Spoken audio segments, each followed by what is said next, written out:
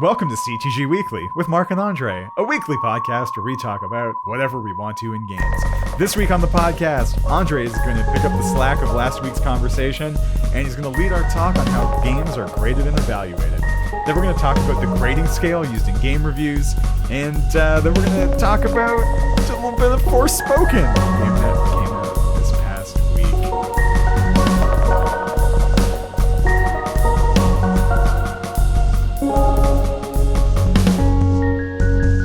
Andre. Hiya. Hey. So, How's it going? You're in charge today. And instead of me ranting, you're gonna rant. No, I don't know if it's a rant, but there are a few topics that I want to talk about. I guess a corollary to our discussion last week. So picking up some of the discussion about reception to games, but especially I think games journalism. And, we posted that episode, I want to say January 19th. Yes. We recorded January 19th, posted January 20th. And then, we started this week with kind of a ginormous round of layoffs that hit Vox, Kotaku, Giant Bomb, and most notably the Washington Post torpedoing launcher, which left a great many journalists out of work. And, our hearts go out to those people in solidarity. In academia, we kind of work on the other side of the aisle, but often we do a lot of the same work. We evaluate games, we evaluate studios, and we talk about this stuff. And one of the things that's come up with that is that I think is going to be the organizing topic of this week is how games journalism has evolved over the last decade or so, what it looks like at these outlets from our perspective, at least, because we are not games journalists. And then we're going to talk about the way that games are evaluated, graded, reviewed, and, take a look back on public assumptions about that and the reality of what has been happening over the last couple of years. Sounds good to me. In terms of the, let's say, general coverage of games, I would like to open by quoting to you a piece that was published in the New York Times by Herman Lopez, who is a video games writer. I want to say he is he's a writer for the New York Times. Mm-hmm, mm-hmm. And the article begins thus. Tonight, tens of millions of Americans will wind down from a day of work or school with the leisure activities that did not exist a century ago, video games. Until fairly recently, games were considered a niche hobby, typically associated with children, but the industry has grown widely in recent decades. About 2/3 of Americans, most of them adults, play video games. The video game industry was worth nearly $200 billion in 2021, more than music, U.S. book publishing, and North American sports combined, and it employs hundreds of thousands of people in the U.S. alone. So this piece, I think, is exemplary of a framing device that even games academics use sometimes because we have to people who aren't in the industry and who are at large. So there's sort of a framing of video games as a niche hobby and sort of infantilized. And then, we talk about the growth of the industry. And that tends to be in three ways. So we talk about it in terms of how many people play them, right? We talk about it in terms of monetary value, and we talk about it in terms of how many people it employs. Mm-hmm. Now, you might notice that none of these have anything to do with sort of an artistic, critical account of games in the way that we talk about movies. Like, nobody's here writing articles about how many people watch movies, people do write about how much money movies make, but it's not to justify the existence of movies. It's more to grapple with shifts in the industry. And we also don't really talk about how many people are employed in the film industry, which, after our discussion last week, I did double check, and kind of employs similar amounts. Like big Right. companies tend to look the same, whether we're talking about games or movies, for the most part. And so this has been on my mind because of this recent round of layoffs, primarily because we are in 2022 and these kinds of articles have not changed in the 18 years that I've been like very engaged with games, and that the internet has had sort of the blog space that has become like games journalism. Right. A lot of these people are part of video game outlets. Some of them are not part of video game outlets. They're part of traditional journalistic spaces.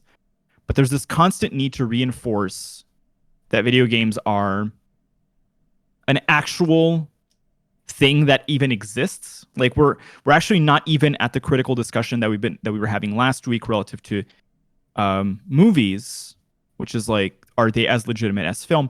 This is really just like a video games exist and Right. people play them. Yeah. Discourse, and I'm frustrated that we're still in this, that we still have to be in this, that I spent the better half of this afternoon writing a justification for the study of games for my own work. Mm-hmm. And that our colleagues who have been working on this stuff in academia and elsewhere also have to constantly reiterate ad nauseum that games are important to different bodies of funders, of academics, of critics, and to basically say, like, there's value in studying these, there's value in critiquing them, there's value in paying attention to them, and they're important because if we don't pay attention to them, we're liable of letting corporations do whatever they want with employees and with consumers because we don't take them seriously. Yeah. I don't know how how do you feel about this? I mean, relative to I'm what right we there talked with about you, last and I week, mean, right? from the academic side of things, there really is that choice. Every time you sit down to write a grant or a proposal for a project or anything, you have, a finite amount of space in which you can propose the thing that you're doing.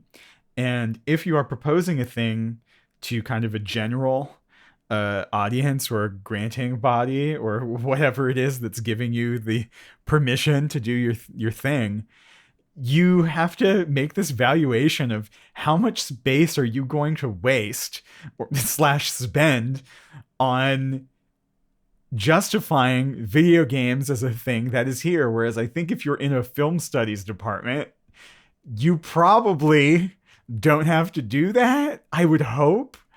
Like, I would imagine that this was maybe the case 70 years ago, but 70 years ago, I imagine that grant proposals looked very different than they do today. I mean, yeah, who can say? I don't know if that says more about the 1950s or the 2020s. The way the old school academy looked, I imagine it was probably you, I don't know, smoking a cigar and chatting up one of the other 8 old dudes that were in that room, being like, "Hey, do you think I can get money from this guy?"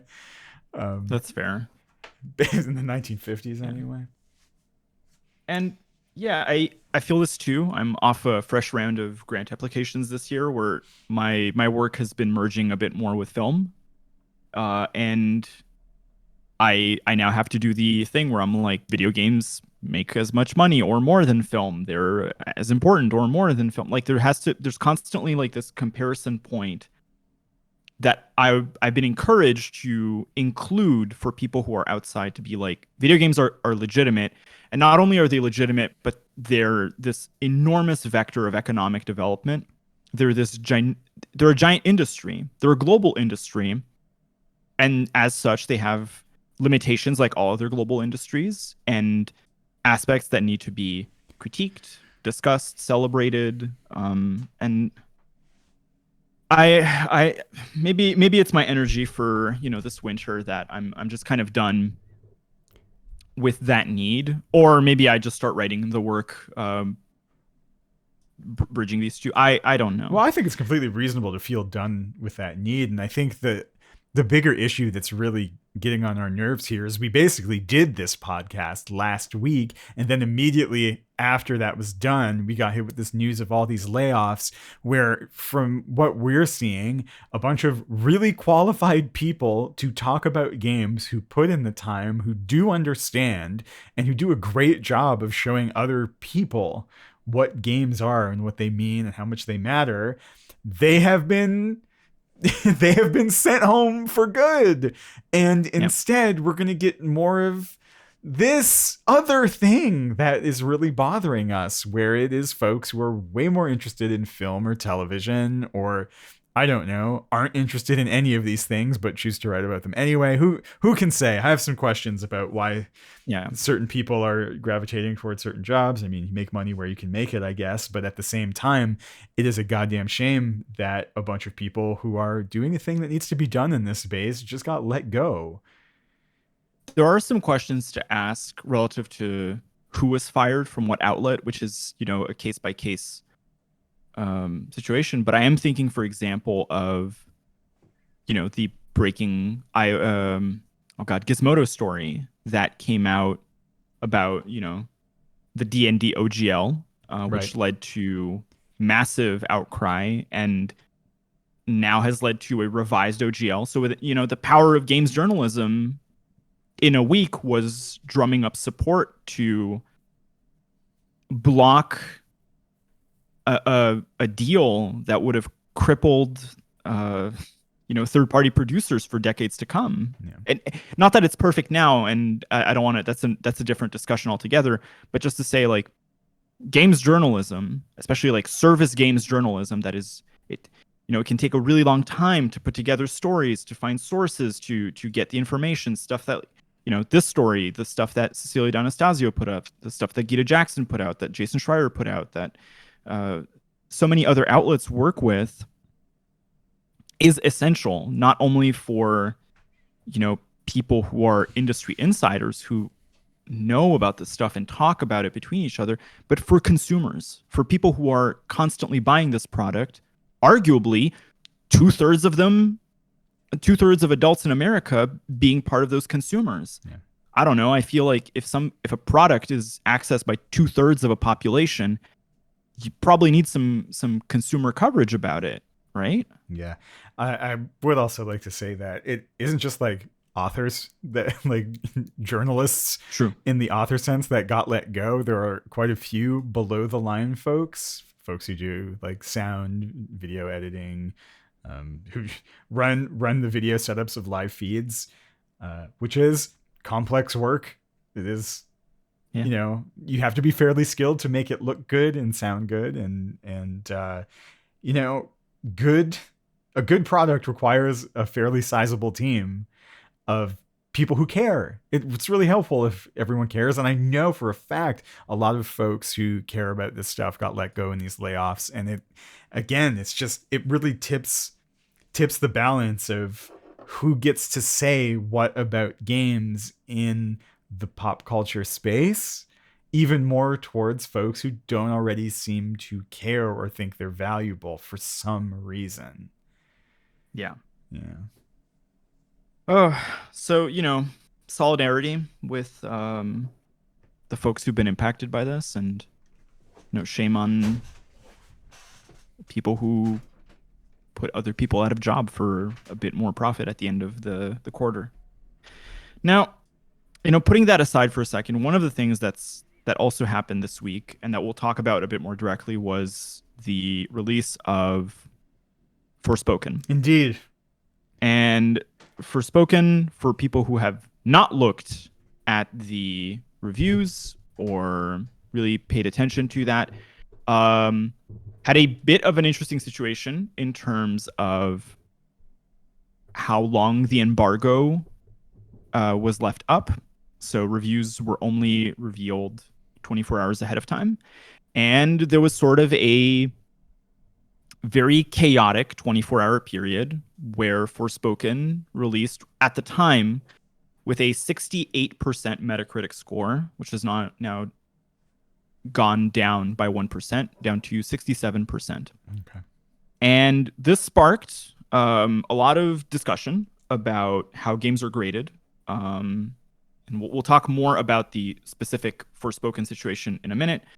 But I want to credit Paul Tassi over at Forbes with this, because he put out like some replies to people commenting on his sort of review roundup, talking about how the grading scale is different than what a lot of people think it is. So, for example, a lot of people in those comments were saying, well, you know what, like a 6.5 or a 7 on 10 is a fantastic game. That's like a good grade.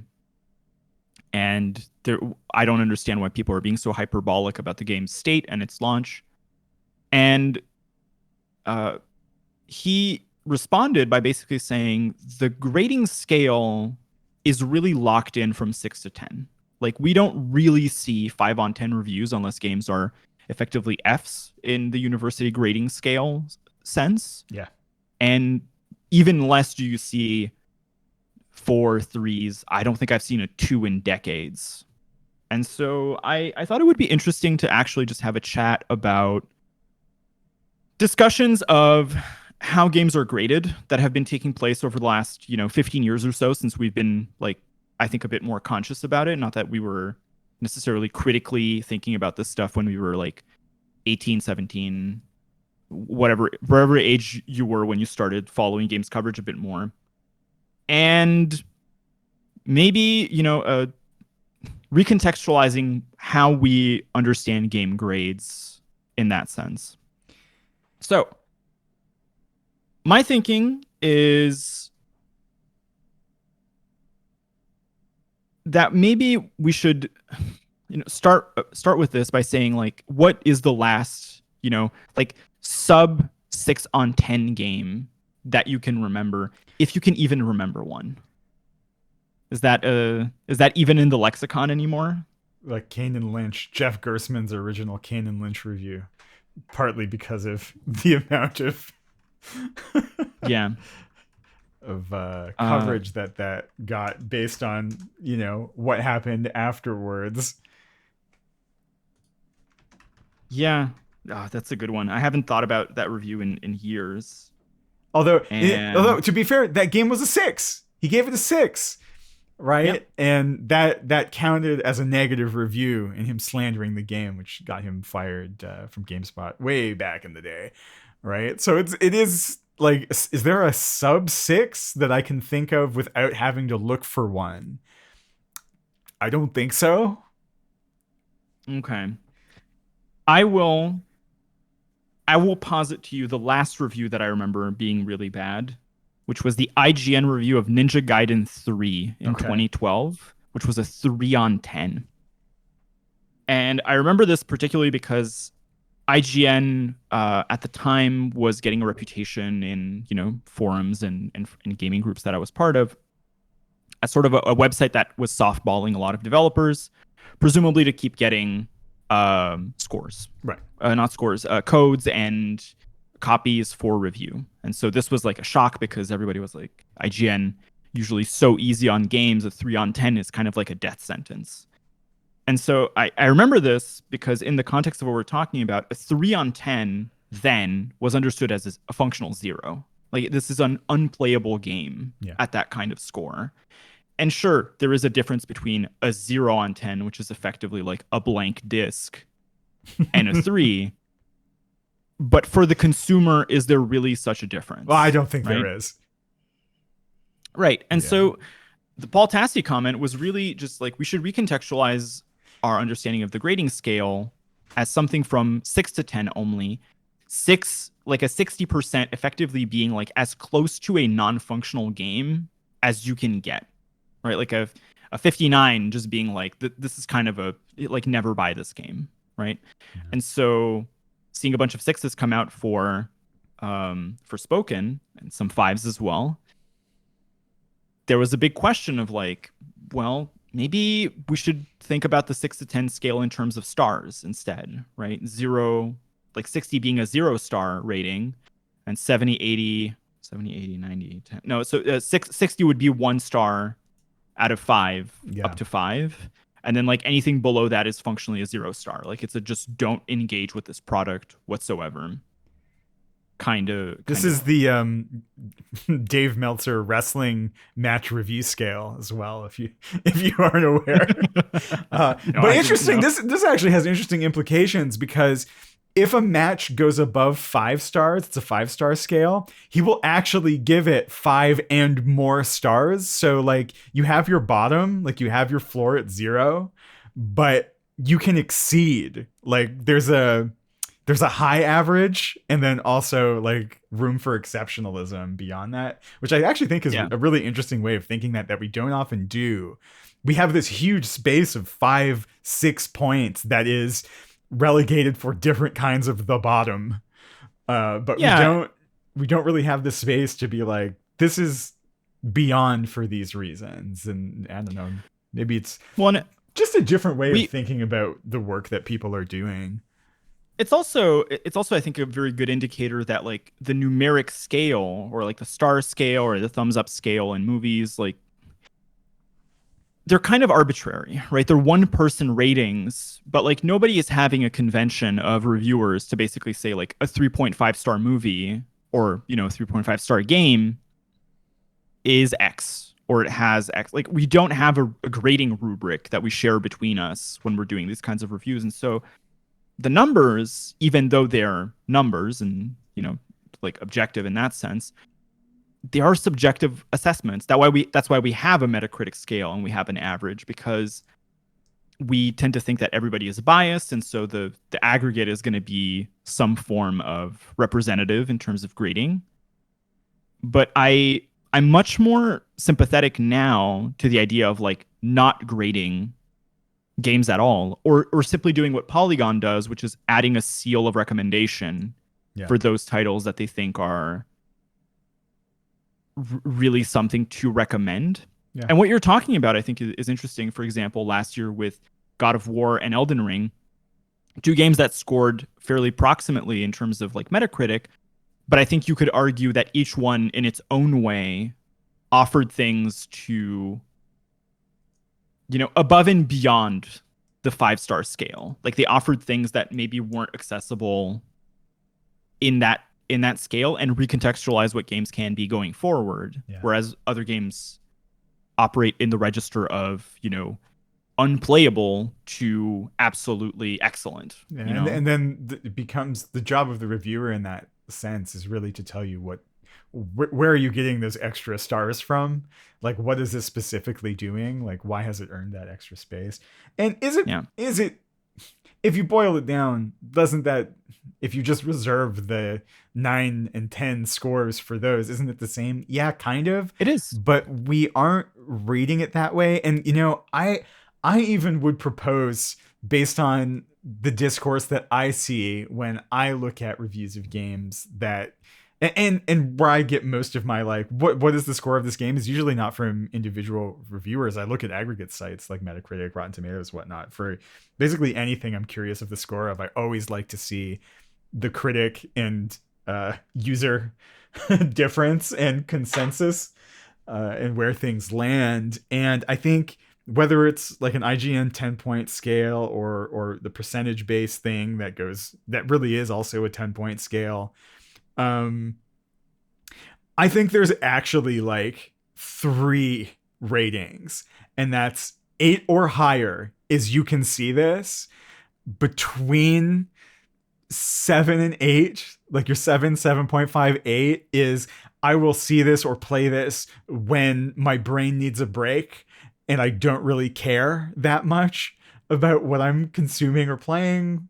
And then everything below that is like, nah.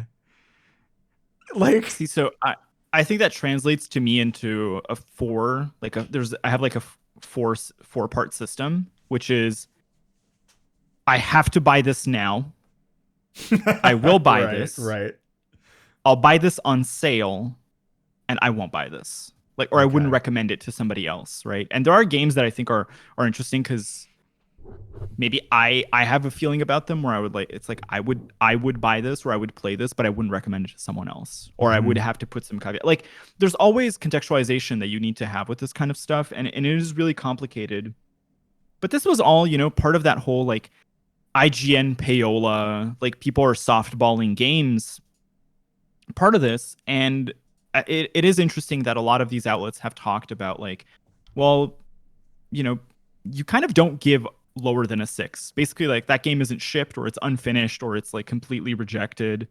Um, you know, Cyberpunk on release is an interesting example of a game that is at once excellent and I think a capstone to that generation of RPG design and also virtually unplayable. Like it's simultaneously like a 9 and a 4. Yeah, when it came depending out. on it's gotten better since, right? And like how can you tell that it was that bad? Well, when a national government steps in to force you to patch the game because you promised it as like a defense budget development thing, you probably there's an issue, right? I think there's quite a few issues in there, but yes, as far as a review goes, there is also an issue. There's other issues about like why is the defense R&D department funding your game, but that's like for another week. Yeah. So overall, like it's an interesting situation because I feel like even up to the last couple of years, I was part of that like game reviewing needs to be objective, and if it's bad, you need to give it like a 2.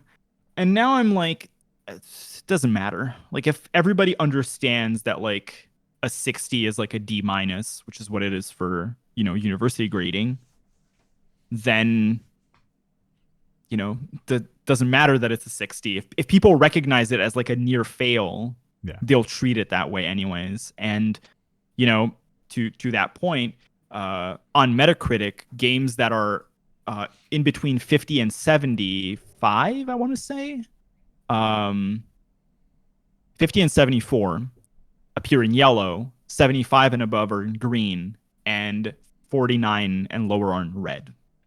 Right. And so even on Metacritic, the sort of meta narrative of how grading games works and how we evaluate them as consumers is present. I don't know. I'm curious to see how this changes, how this evolves, and if we keep with this system. It's still a different system than, for example, Rotten Tomatoes, where like the aggregate score is really based on people just saying yes or no. Yeah. But there is an interesting division with legacy media as well. Like I saw a scale that compares Metacritic scoring, which actually kind of like when we do grant applications and they're like, this institution grades too easily. There's like a conversion scale where like an 80 in a game is equivalent to a 70 in a movie. And they like have it on the website and they show you, what the equivalent grade is if you're somebody who doesn't play games for you to evaluate what it is, which does indicate some degree of like review inflation overall. Well, and I do imagine that, discussing what we just did with game outlet layoffs, you probably need the games to play to be able to write the reviews that keep you fed because you're a human being who has to work. Well, to the question of is it any of this going to change? I'm going to go with no. I honestly think, as far as the reviews goes, I think we can probably get to a better space culturally where we're better talking about games. But I think as far as like scores are concerned, I think we are at critical mass of like a 6 is a 0, is a 1 is a 2 is a 3 is a 4 is a 5, based on these Forspoken user reviews of the game. And even a game like Deathloop, when it came out last year, it had some problems, especially on PC, where it didn't play super well, like it didn't run well. And there was a small but vocal contingent of people who really hated some design choices in that game. And Forspoken, Deathloop, there are plenty of other games that have this happen to them, but these two are the most recent in my mind.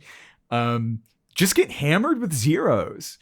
And like, I'm going to be honest, Forspoken doesn't look great. I'm not convinced that it is not like a secret gem, but is this thing a 0? No, I don't think so. Okay.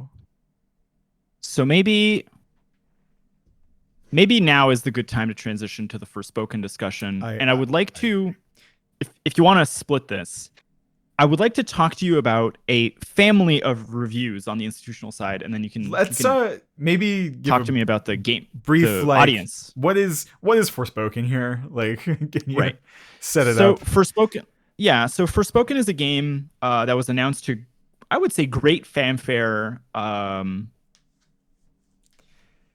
last year. I think the fall before. It's a game made by Luminous Productions. I think is the name of Luminous Productions, Luminous Studios, who are the people who were the core practitioners behind Final Fantasy 15. Yeah. And so this is a Square Enix produced game, and it had a original story featuring a African American woman transported to this magical place called Athia. You had like a talking bangle in sort of a Witchblade style living weapon. And the premise of the game was it's going to be an open world, third person adventure with high speed parkour relative to other open world games, a lot of leaping, a lot of double jumping, flying. And you could enchant your, I think it's your accessories and your nails with different elements to cast spells in sort of a recipe style magic system where you could play with fire, earth, water, wind, and go through this giant open world that had sort of a adventure action comedy feel to it a little bit. Then this was supposed to release in fall of last year, and it was delayed by a few months to January of this year. And I don't know how else to put it other than to say that this game has bombed pretty hard. Oh yeah, that's what it did. So It's a bomb. and I want to reiterate this by saying that I was extremely excited for this game. Like this was my capstone game for the fall that I was looking forward to, along with Skull and Bones, which was also delayed to like 4 times to sometime in the next year. And you know, if you go back a couple episodes, I'm sure I mentioned how much I'm looking forward to Forspoken and that this is going to be great. And there's a lot of reviewer malpractice issues with this game, such as the fact that PC reviewer scores, review codes weren't sent out to certain outlets, prompting discussions about whether or not Square Enix was deliberately holding back reviews from outlets that had been, perceived as hostile before. I should actually amend that. No PC codes were sent out. Everything that was sent out was for PS5, and only when people started looking at the PC scores did they notice the absolutely gargantuan requirements, such as a recommended 4080 Ti to run it at recommended settings. Feels a bit high. Especially if you look at some of the promotional material for this game, it it was not gorgeous. Like, right. And so the Metacritic and the reviews that came out originally were, I think, very concentrated in that like high 60s range. And I want to highlight 4 reviews in tandem because these are the 4 IGN offices. So IGN Japan gave this game an 80 and called it, an ambitious title that builds both its third movement and its battle system around the concept of magic. Fluid movement, pardon. Up next at 75 is IGN Italia, which referred to the game as neither black nor white. It's a mottled gray of spectacular combat and magic parkour to be experienced within a dated open world. So this has been one of the critiques of the game, that the open world effectively is the same open world as Final Fantasy 15, sort of very earth tone, gray, brown, and that despite the fact that there are multiple open world zones, there kind of aren't really. It's kind of one aspect to it. IGN Spain gave the game let's say a 70. Sorry, I have like my notes here. IGN Spain gave the game a 70. An adventure in which the need to conquer the lady and the altruistic obsession to save the world give way to more human interests, more visceral and easy to connect with. This is a really interesting inversion because the story is one of the things that's been the most critiqued about this game. But we do what you can. And then the original review from IGN was a 60. Forspoken's flashy combat and parkour can be fun, but they aren't enough to make its cliche story and bare bones open world very interesting to explore. Lastly, I forgot there was a fifth review, which is IGN France, which gave this game a 50. And it said, Forspoken falls into all the traps set by the design of an action adventure in an open world where linking, narration, and gameplay is a very difficult alchemy. A game that really only begins when it ends. So this has been a discussion that like the third act of the game is actually fairly strong, but it takes way too long to wrap up to it. Now, these are 5 offices for the same overall company that gave reviews ranging from a 5 to an 80. Yeah. To an 8, right? Which for people who want to translate this somewhat, that's the difference between an F and a B. That's a lot of the grading scale that you can give to a game. And it speaks to the difficulty with rating this game. And despite that, I would want to talk about, some of the perceived shortcomings and issues with it and where we both stand on it. So, I mean, I've been talking for a while. You want to Well, so yeah, I'll give you my full read on this game, which is like the original reveal trailer, which is more of a cinematic than a gameplay trailer. I was like, this looks fine. I never get into those because, like, why would I? Why would I be hyped up on concept art when it like I'm fairly immune to the hype machine from that kind of material. And then when the gameplay of this game came out, I thought it looked pretty rough. And now I have my suspicions somewhat supported by everything that has happened with Forspoken in the past week, which is that this game is not fundamentally terrible, but it is probably not quite finished.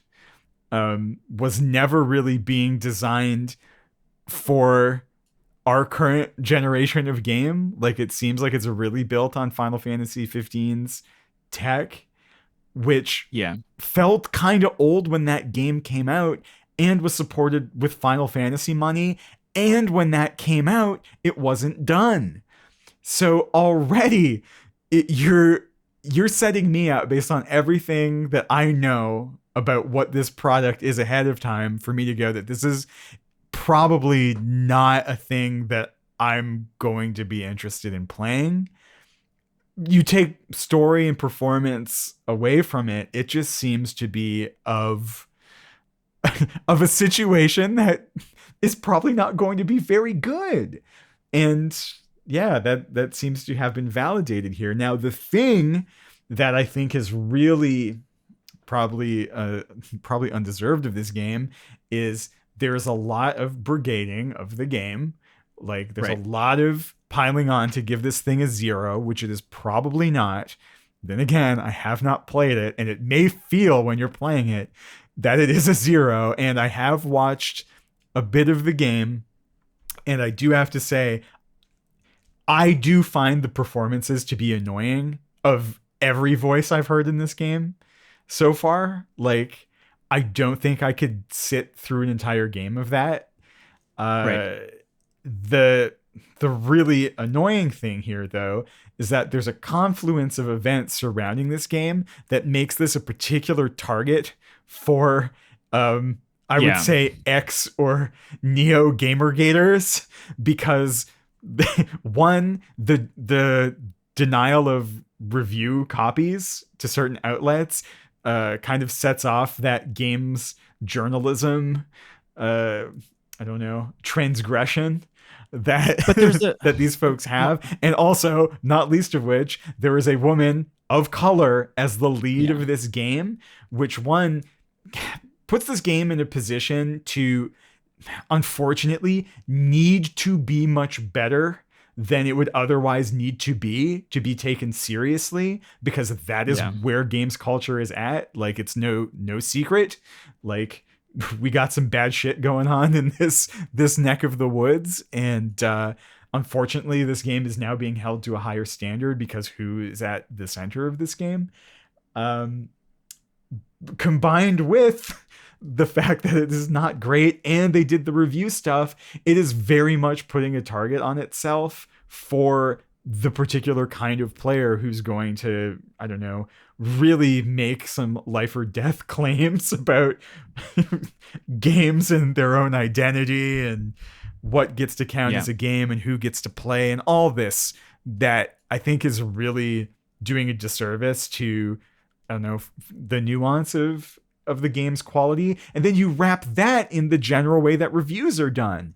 And the game might be a 6, but now it's a 0, right? It might be a 7, 7.5. It might even be that good. I don't know.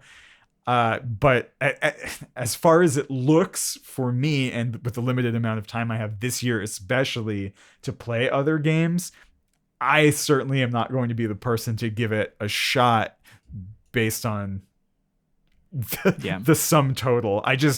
I really wish, and I think the thing that is the most annoying is that, like, I'm not going to rate this game a 0. I'm not going to give it any rating. I abstain. I have not played it. It does not look like it's for me. I know there are lots of folks rating this game who have not played it, who are downvoting it, on the basis of a couple factors only. So, yeah. For reference too, so to illustrate this for listeners, in the critic review, they number in terms of positive, mixed, and negative. They give you like a count. Mm-hmm. And so there are 24 positive reviews, 43 mixed, and 5 negative. Okay. Right? So 43 out of 67, 72. 43 out of 72 are like, this game is mixed, right? It's not perfect. There are things that are interesting about it. There are things that are innovative, but maybe, it falters technically, or it falters in writing, or, it's imperfect along a number of axes. Now, the user scores are infinitely more polarized. 125 positive, 21 mixed, and 233 negative. Yeah. About 2/3 of these are in the 4 to 0 range, with many of those being zeros. Yeah, when I was looking yesterday, it was mostly zeros in that negative range. Yeah, for sure. So the Metascore for critics is 67%, and the user score is 3.8, which honestly is a 0 functionally. Like if somebody sees a 3.8, I doubt they're running to the store to purchase the game. And I feel as much as we talk about, I want to meet the person, to be honest, who hasn't looked at any Forspoken material, goes to Metacritic, looks at the 3.8 user score, and is like, I'm going to give that a shot. Well, I would buy it on sale. If you're out there and you hear this podcast, we invite you to come on. 100%. Yeah. So there is, I think, the incidence of brigading and people who are downvoting this because it's an SJW talking point for them is not ideal. And it's something that isn't only facing games, but I think with the specific history of these issues in games, it takes on a specific tone as compared to like movies where, wokeness is tackled in similar but divergent ways. So, like, I feel for the developers who worked on this, right? Who evidently, people who are working on this want to put out a fantastic product. And, will we find out 2 years from now that there were strong contractual constraints that like cut the legs out from under the project and made it a lot shorter than it had the time to be, and it's unfinished because of those issues? Probably. Oh, there's a lot of things that could happen to change why the game is the way it is. Right. And not least of which perceived failures and shifts in corporate strategy at Square Enix over the last couple of years, which have left a lot of studios in similar positions. Crystal Dynamics is also in the Square Enix family and faced middling reviews about 2 years ago for the Avengers game. So it's an interesting situation. I'm really bummed out. Like, I was looking forward to playing this game. There is an aspect of this, which is this really puts Sony's yearly slate in a strange position. This was supposed to be a Q4 mega release for the PS5. last fall. Now it's potentially the most disastrous release of a PlayStation 5 game to date. And that only leaves 2 large titles for Sony to ship out this year that are exclusives. One being Final Fantasy 16, which is shipping out in the summer in June. And then Spider-Man 2, which I don't think has a full date yet and is liable to be pushed back depending on needs. And, you know, I'm not familiar with issues of crunch and work culture on either of these 2 games, but it puts an enormous amount of pressure on those. I'm sure they exist. Yeah. You know, I don't want to make alleged claims of anything, but if they exist everywhere, they're probably there too. Yeah. And so there's this weird thing now where, much like you in the brigading point, I'm really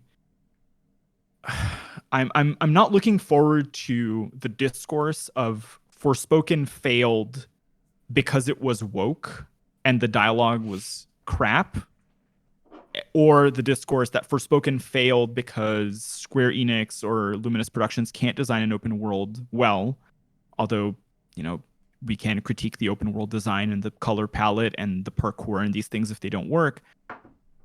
Without these 2 sort of perspectives being contextualized with the working conditions at the studio and the ship dates and how much time was left and how many reworks had to go through this. Like we learned about how many times Anthem had to turn around in production midway through. And Anthem is a similar game where a lot of the core movement and the core combat feels really good and everything around it felt unfinished, underbaked. Yeah.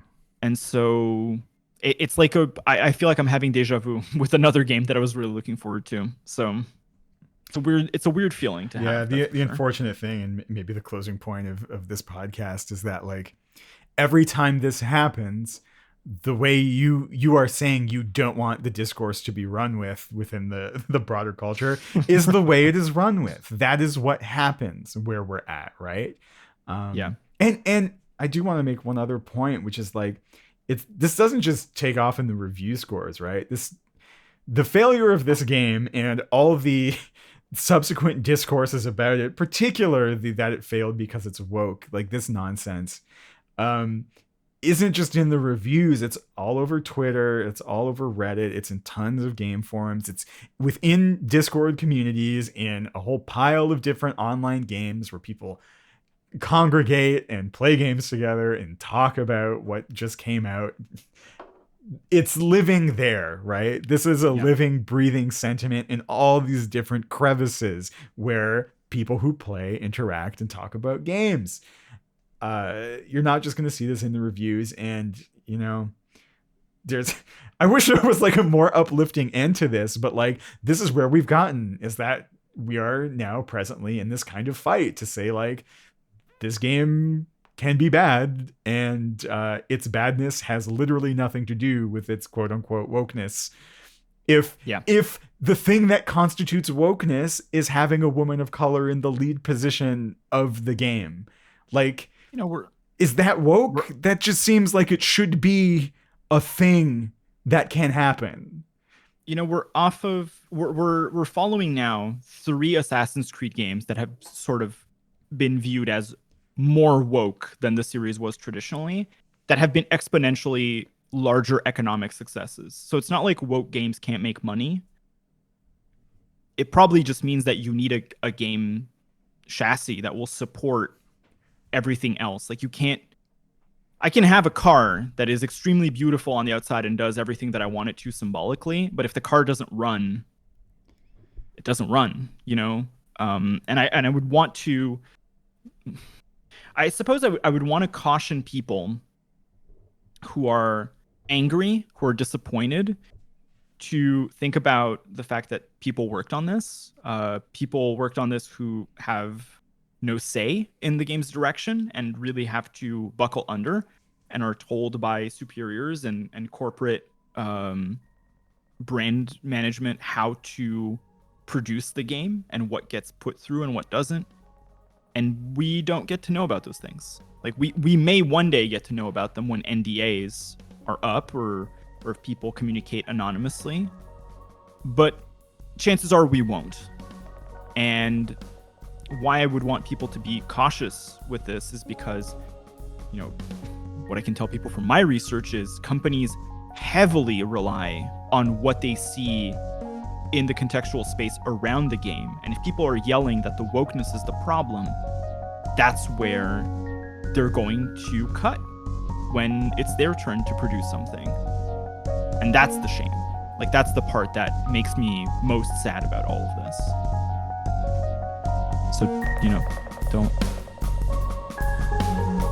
just be measured with your dislike, I guess, is the end point for me. Yes, be measured with your dislike, a thing that people are known to be through history and time and the geography of this planet. Well, on that note, woo! That's been CTG Weekly, and we'll see you again next week for hopefully something a bit happier than these two rants. Bye-bye.